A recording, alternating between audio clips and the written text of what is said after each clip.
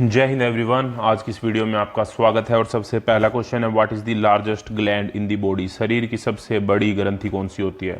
तो जो शरीर की सबसे बड़ी ग्रंथि होती है वो होती है लीवर यानी कि यकृत। Question number 342, when is the cleanliness day, स्वच्छता दिवस सेलिब्रेटेड। स्वच्छता जो दिवस है वो कब मनाया जाता है? तो स्वच्छता दिवस मनाया जाता है गांधी जयंती यानी कि 2 अक्टूबर पे। तो ऑप्शन सी हमारा यहाँ पे सही जवाब हो जाएगा। What is the main virus for cold and cough. Cold and cough यानी कि जो सर्दी और खांसी जो हमको होती है मेनली, वो किस वायरस के कारण होती है? तो वो होती है राइनो वायरस की वजह से। तो ऑप्शन बी हमारा यहाँ पे करेक्ट आंसर है। What is the pH of the blood of a healthy person. स्वस्थ मनुष्य के रक्त का जो पीएच मान होता है, पीएच लेवल जो होता है वो कितना होता है? तो वो होता है 7.4। अब इस पीएच को देख के आपको ये बताना है कि जो ब्लड का जो नेचर होता है वो एसिडिक होता है या बेसिक होता है। वो कैसा होता है, एसिडिक होता है या फिर बेसिक होता है? क्योंकि पीएच से हमें यही तो पता लगता है ना कि कोई चीज़ एसिडिक है या बेसिक है। Which vitamin increase immunity in the body. शरीर में प्रतिरोधक क्षमता बढ़ाने वाला विटामिन कौन सा है? तो शरीर में जो प्रतिरोधक क्षमता बढ़ाने वाला विटामिन है वो है विटामिन सी। इसीलिए हमें आंवले का सेवन करना चाहिए, क्योंकि आंवला यानी कि खट्टी चीज़ों से हमें विटामिन सी की प्राप्ति होती है। What is the largest organ of the human body. मानव शरीर का सबसे बड़ा अंग कौन सा है? ठीक है, तो मानव शरीर का जो सबसे बड़ा अंग है वो है त्वचा यानी कि स्किन। तो ये बात आपको ध्यान रखनी है। ऑप्शन ए हमारे यहाँ पे करेक्ट आंसर है। By which instrument is blood pressure measured. रक्तचाप को मापने के लिए कौन से उपकरण का प्रयोग किया जाता है? तो रक्तचाप को मापने के लिए स्फिग्नोमेनोमीटर का उपयोग किया जाता है, बीपी नापने के लिए, blood pressure. Option B is the correct answer. How many types of leadership are there. Leadership जो होती है वो कितने प्रकार की होती है, यानी कि नेतृत्व कितने प्रकार का होता है? तो नेतृत्व 3 प्रकार का होता है। Shaking head with palm facing down indicate what emotion. हथेलियां नीचे करके हाथ मिलाना किस भावना को दर्शाता है?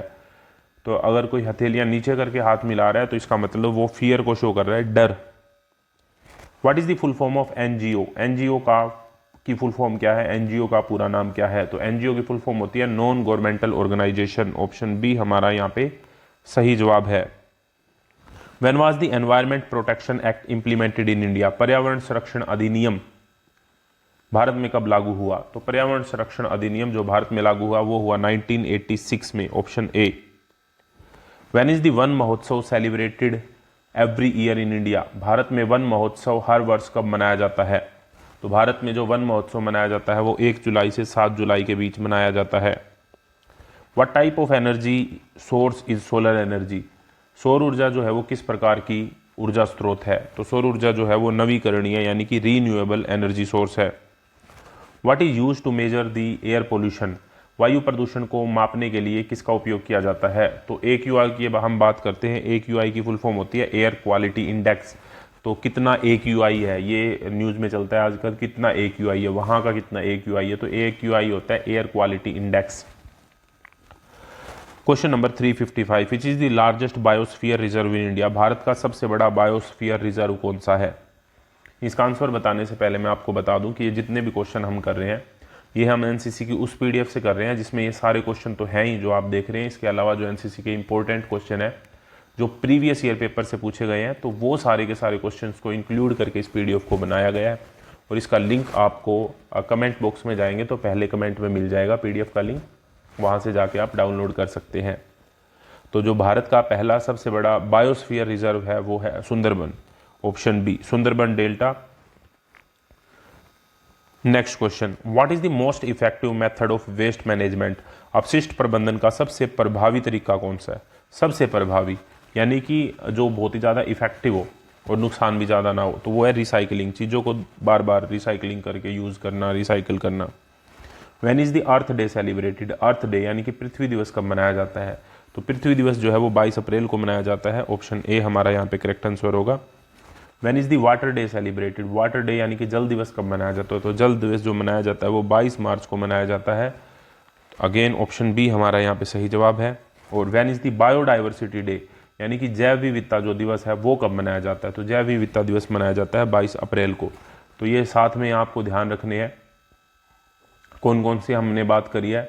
हमने बात करी है सबसे पहले पृथ्वी दिवस 22 अप्रैल को, ठीक है, वाटर डे 22 मार्च को, और जैव विविधता दिवस 22 मई को मनाया जाता है। ये ध्यान रखनी है आपको बात। नेक्स्ट क्वेश्चन हमारा है question 360, which gas is mainly responsible for the green house effect. Green house प्रभाव के लिए मुख्य रूप से कौन सी गैस जिम्मेदार है? तो ग्रीन हाउस इफेक्ट के लिए जो मेनली जो जिम्मेदार गैस है वो है कार्बन डाइऑक्साइड। ऑप्शन ए हमारा यहाँ पे सही जवाब हो जाएगा। तो प्लेलिस्ट भी आपको अभी दिखाई दे जाएगी साइड में, तो उस पर आप क्लिक करके सारे की सारी वीडियोज़ को एक साथ देख सकते हैं। और आई होप ये वीडियो आपको अच्छी लगी होगी। इस तरह की और वीडियो के लिए जुड़े रहिए प्राउड एनसीसी यूट्यूब चैनल के साथ। नेक्स्ट वीडियो तक जय हिंद, जय Bharat. Thank you very much.